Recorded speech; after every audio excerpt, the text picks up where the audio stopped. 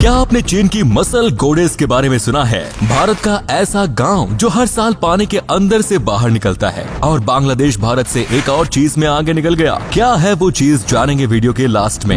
Number 9, beauty के साथ अगर फिटनेस का तड़का लग जाए तो क्या होता है, इसका सबसे सटीक उदाहरण है लियू तेयांग, जिन्हें लोग मसल गोडेस कहते हैं। वो देवी जिसकी खूबसूरती और फिटनेस के लोग ही नहीं बल्कि बड़ी बड़ी कॉर्पोरेट कंपनियां भी दीवानी है। तभी तो जब बात किसी कार को प्रमोट करने की आती है या फिर ग्लोबल ट्रैवल प्रमोशन की आती है, सबसे पहले लियू तेयांग का नाम ही लिया जाता है। लियू को मॉडलिंग करना तो बचपन से ही पसंद था, लेकिन फिटनेस का कोई खास शौक नहीं था और जब इन्होंने फिटनेस की दुनिया से कदम रखा तो इनकी जिंदगी बदल गई। लियू खुद भी ये मानती है कि फिटनेस की वजह उनकी बॉडी को वो शेप मिला जिसकी वजह से आज ये इतने फेमस और कामयाब है। इसीलिए ये घंटों तक जिम में वर्कआउट करके पसीना बहाती है और दूसरों को भी फिट रहने के लिए प्रेरित करती है। तो दोस्तों, लियू की फिटनेस के बारे में आप क्या सोचते हैं? क्या आप भी इन्हें देखकर हुए मोटिवेट? कमेंट्स में जरूर बताएं। नंबर 8, एक ऐसा गांव जो साल में 1 महीने के लिए पानी से बाहर आता है। ये कोई सुनी सुनाई कहानी नहीं बल्कि हकीकत है। गोवा का कटी गांव जो एक टाइम पर 3000 गांव वालों का बसाया हुआ एक खुशहाल गांव था। गांव में हिंदू, मुस्लिम और ईसाई लोग मिलजुल कर रहते थे और खेती करके पेट पालते थे। पर 1961 में पोर्चुगीज रूल से फ्री होने के बाद इस गांव में स्टेट का पहला डैम बनाया गया, जिसके लिए यहाँ पर रहने वाले लोगों को गांव खाली करना पड़ा। डैम में हर साल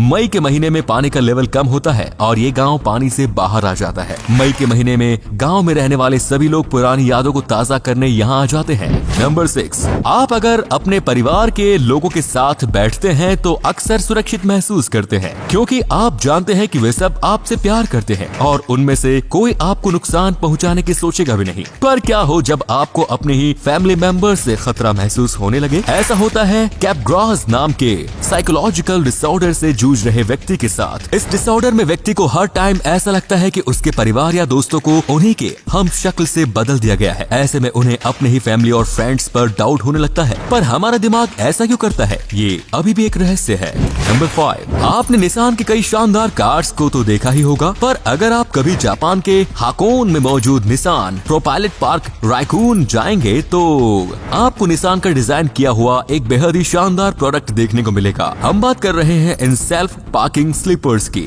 निसान की डिजाइन की गई ये स्लीपर्स आर्टिफिशियल इंटेलिजेंस पर काम करती है, जो इस्तेमाल के बाद अपने आप को कुछ इस तरीके से एक जगह पर पार्क कर लेती है। नंबर 4, अंगूर आप सभी ने खाए होंगे और खरीदे भी होंगे। तो अब सवाल यह है कि आपने आज तक सबसे महंगे अंगूर कितने के खरीदे? 100, 200 या उससे भी ज्यादा? 500 रुपए किलो। पर आज जिस अंगूर के बारे में हम आपको बताने जा रहे हैं उनकी कीमत जानकर आपके पैरों तले से जमीन खिसक जाएगी जनाब। हम बात कर रहे हैं जापान के इशिकावा प्रीफेक्चर में उगाए जाने वाले रबी रोमन ग्रेप्स की। ये अंगूर इतने कीमती होते हैं कि एक अंगूर खरीदने के लिए आपको $28 यानी कि लगभग 2000 रुपए खर्च करने पड़ेंगे। जुलाई 2016 में इन ग्रेप्स के 700 ग्राम के एक गुच्छे को $8400 यानी कि 6,30,000 रुपयों में बेचा गया, जिसमें 26 अंगूर थे। नंबर 3, जब भी टेबल पर खाना आता है और खाना आपकी पसंद का नहीं होता तो अक्सर आप मुंह चढ़ाने लगते हैं। पर आपको भगवान का शुक्रिया अदा करना चाहिए कि आपको पेट भरने के लिए खाना मिल रहा है, ना कि मिट्टी की बनी रोटियां। क्योंकि अफ्रीका में एक जगह ऐसी है जहां लोगों के पास पेट भरने के लिए अनाज का दाना तक नहीं। हम बात कर रहे हैं अफ्रीका के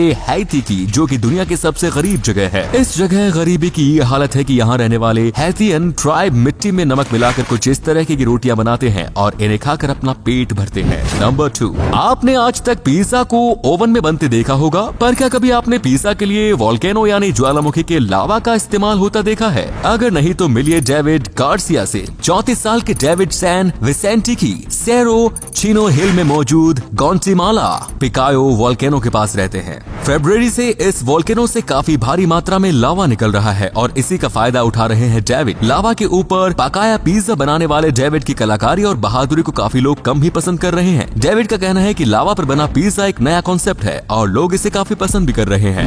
नंबर 1, किसी चीज को बुरा कहने के लिए भारत में 2 टके नाम का जो शब्द इस्तेमाल होता है, क्या आप जानते हैं कि ये कहां से आया है? अगर नहीं तो आपको बता दें कि टका बांग्लादेशी करेंसी का नाम है, जिसकी वैल्यू कभी भारत में कोड़ियों के बराबर थी, लेकिन पिछले 10 सालों में इस देश की जीडीपी में जबरदस्त उछाल आया। अमेरिका जैसे देशों के निवेश से इसकी इकोनॉमी में तो सुधार आया, साथ ही इस देश का टका भी काफी वैल्यूएबल हो गया। इतना ज्यादा कि आज तो इसने भारतीय रुपयों को भी पीछे छोड़ दिया। आज की डेट में 1 टका 1.15 भारतीय रुपयों के बराबर है, जिसके बाद ये कहना गलत नहीं होगा कि ये 2 टके की चीज अब बुरी नहीं बल्कि भारत में 2 रुपयों और 30 पैसे की हो चुकी है। दोस्तों, इस पर आपकी क्या राय है? क्या सचमुच टके की वैल्यू बढ़ी है या फिर भारत का रुपया ही कमजोर हुआ है? कमेंट्स में जरूर बताएं। दोस्तों, अगर आपको ये वीडियो अच्छा लगा तो आप अपने दोस्तों के साथ इसे शेयर जरूर करें। इससे हमें मोटिवेशन मिलता है और भी अच्छी वीडियोस लगातार बनाते रहने के लिए। अपने 5 मिनट देने के लिए बहुत बहुत धन्यवाद। ऐसे ही वीडियोस देखते रहने के लिए सीक्रेट इंडियन टीवी को अभी फॉलो करें। धन्यवाद।